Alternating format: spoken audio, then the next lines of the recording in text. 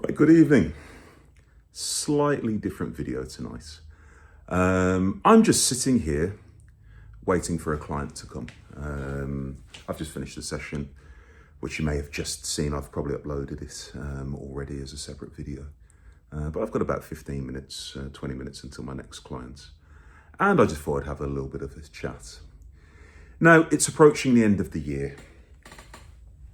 And a lot of the time people kind of take Christmas off, but they are starting to gear up towards their post-Christmas goals, their New Year's resolutions. And you guys know, I've been training for 30 years. In fact, it's in a few weeks' time, it'll be 31 years I've been in the gyms. I've been personal training for 22, 23 years, something like that. So I've seen a lot of people come and go over the years.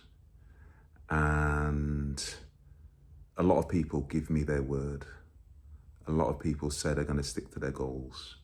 And a lot of people let me down, and more importantly, let themselves down. Be of your word. Your word should mean something. Your word genuinely should mean something. Now, I don't mean to come across like I'm tapping into this red pill community and the alpha male nonsense. No, this applies to all of us. Man, woman, child, whatever. It applies to us all. Your word should mean something. When you give your word, where you say things out loud for people to hear, for God to hear, for the universe to hear, for whatever you believe in to hear, you should do your utmost to stick to your word. Do not just use like rhetoric and empty, hollow language. Oh, I'm definitely going to stick to it this time. Oh, I'm definitely going to lose weight. Oh, I'm definitely going to come to the gym 4 times a week. Oh, I'm definitely going to get up and go for a jog in the morning.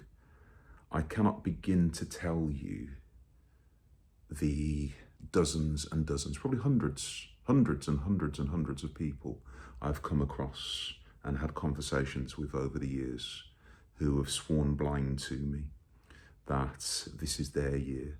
This is the year that they are going to lose weight. This is the year that they're going to take the gym seriously. This is the year that they are, going to make these big changes to their lives. Don't say things if you don't mean them. Your word should mean everything. Your word should be your bond. Now, I'm old. I was born in the 70s, grown in the 1980s. And I was grown by my parents, by both my mum and my dad, that if I said something out loud, I'd better stick to it. I'd better stick to it. If I said I was going to do something, I'd better do it. Otherwise, there'd be consequences. There would be trouble.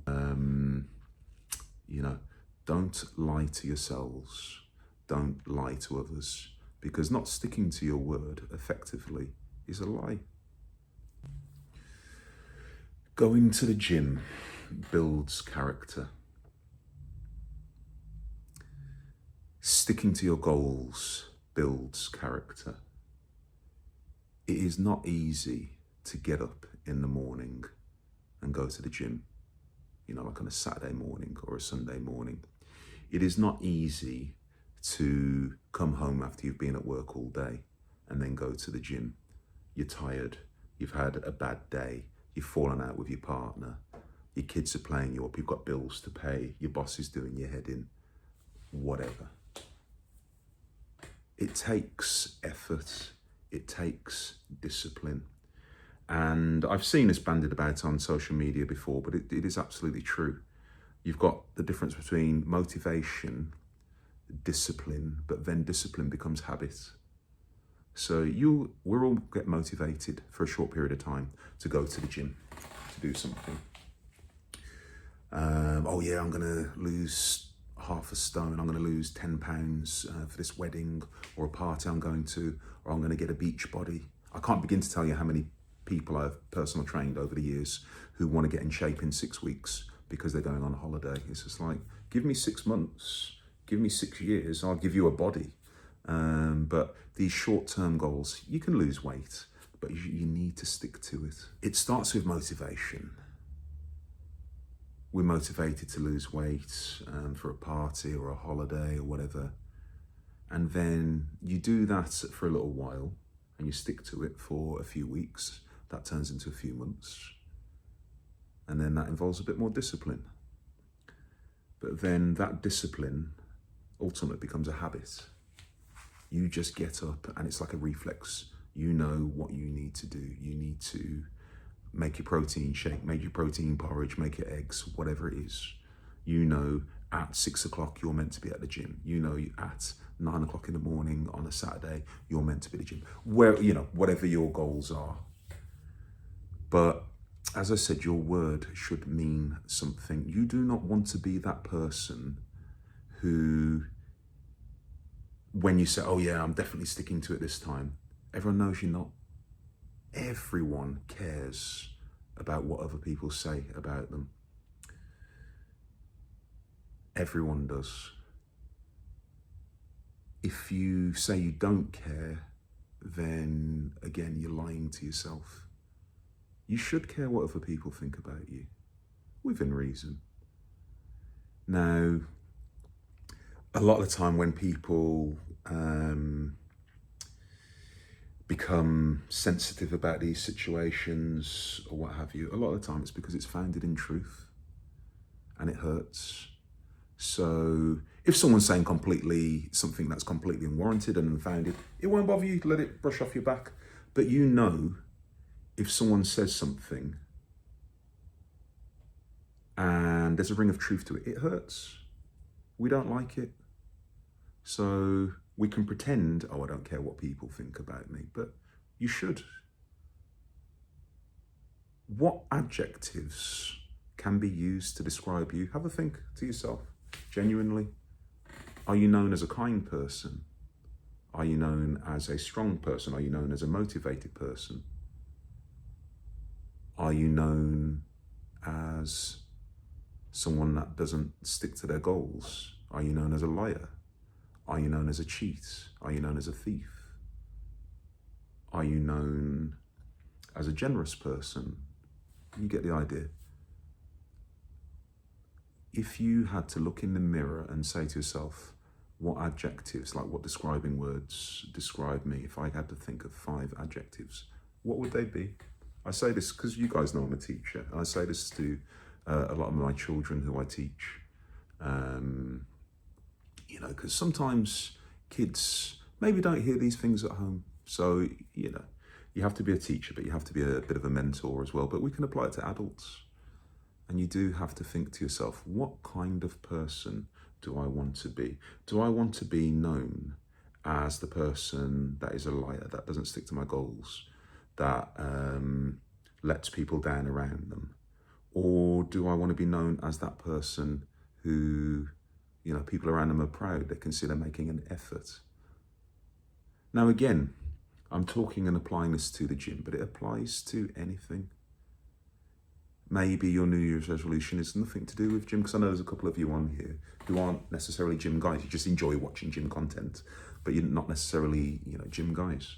But, you know, have you said that you're going to change your life this year? Have you said that you are going to get into a nice relationship and get rid of your horrible partner this year? Have you said that you're tired of your dead-end job and, you know, you're going to better yourself in some way? I'm going to go back to college. I'm going to go back to university.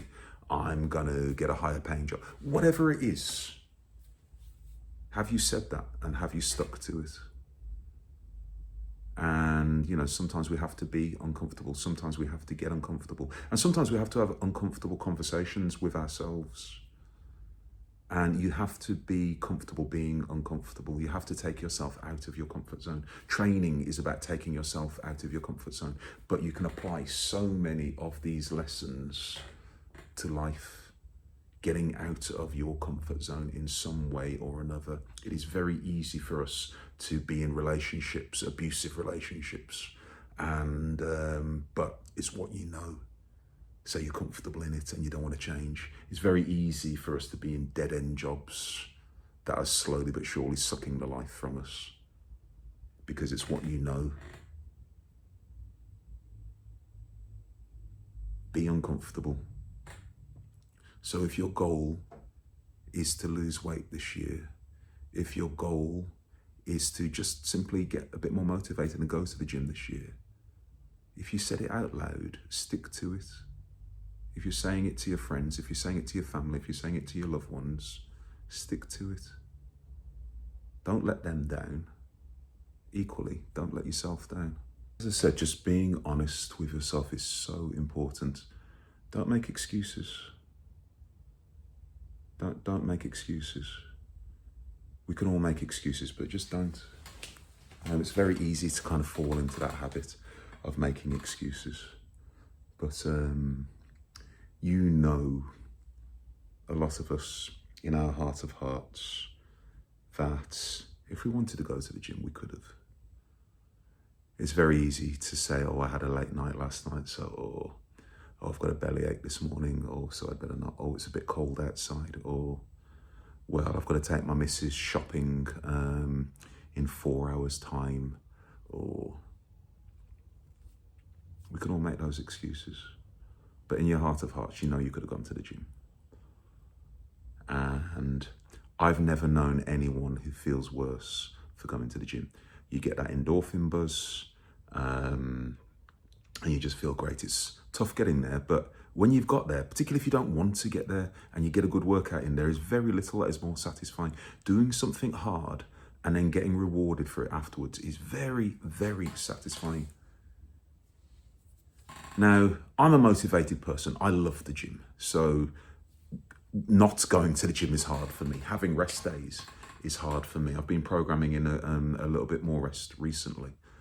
So I'm finding that quite challenging at the moment, because I've said to you guys before, a lot of my training isn't just like the physical benefits, it's also just like a mental health thing. You know, because I find myself, I've said before, I was born with a little bit of monster on my shoulder sometimes. So I find the discipline of training is wonderful for me, and it just chills me out tremendously. So rather than being, you know, acting out of character and not being the person I can be, getting myself in the gym, lifting something, testing myself, getting the endorphin buzz, getting the heart rate going, works great for me. But yeah, excuses are very easy for us all to make up. But the next thing you know, you've made so many excuses, you'll have put on weight, or you'll have got weaker, or your body will have disappeared, or whatever. And then next thing you know, 6 months has passed, a year's passed. The amount of guys I know who are always telling me, oh, I'm just having a comeback, I'm just having a comeback. Why? Where did you go? Like, why did you stop?